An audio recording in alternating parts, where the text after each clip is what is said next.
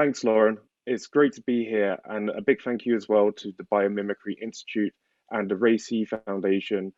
Anderson Foundation for the opportunity that we've been given to speak here.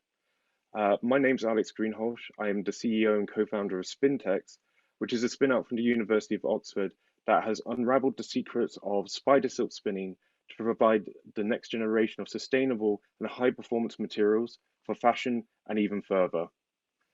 Fundamentally, what we do at Spintex is truly based on mimicking a natural process from possibly the world's greatest textile producer, the humble spider.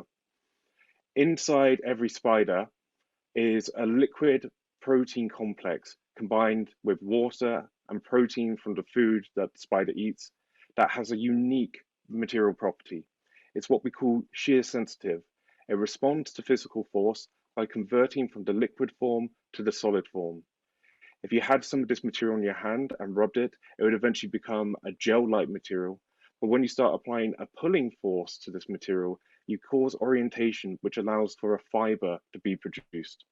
These fibers can be 5 times stronger than steel, weight for weight, and are tougher than Kevlar. And the key aspect of how they do this is this material property of shear sensitivity. If this can be replicated, we can do spinning like a spider using other materials.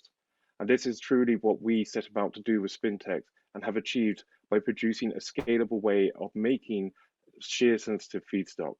This means that just like the spider, we can do a pulling force on our dopes and produce a fiber that uses 1,000 times less energy in its production than an equivalent plastic such as HDPE.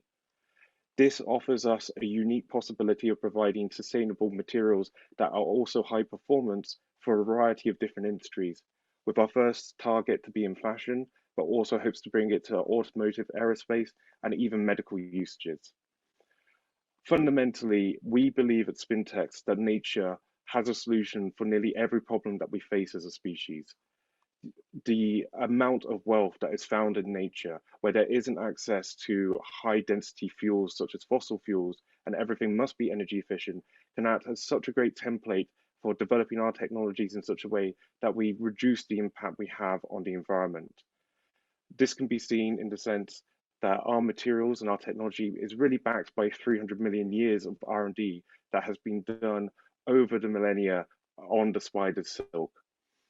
We hope at Spintex to demonstrate that sustainability isn't just a flash in the pan. This is a true movement and a true change for the future of our species. And we want to demonstrate that a company can succeed when sustainability is at its core and at its focus.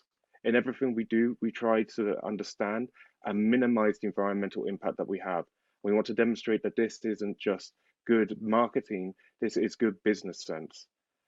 So we're very hopeful that alongside all of the other great companies that we went through in the Ray of Hope Prize, and from learning more about Ray C. Anderson himself and the epiphany that he had well before anybody else in terms of understanding and trying to reduce the impact of manufacturing, I believe that we can really demonstrate that there is a future for sustainability that not only reduces our impact, but improves our lives and the lives of all around us. Fundamentally, biomimicry is probably the fundamental source of inspiration that has guided humanity throughout the ages. Some of the earliest technologies were made whilst looking at nature, understanding how natural solutions solved a problem. We lost this for a time. During the Industrial Revolution, we lost our way in terms of looking and understanding from nature. But I really feel now we are starting to see a world where this is taken seriously again, and the opportunities are almost endless.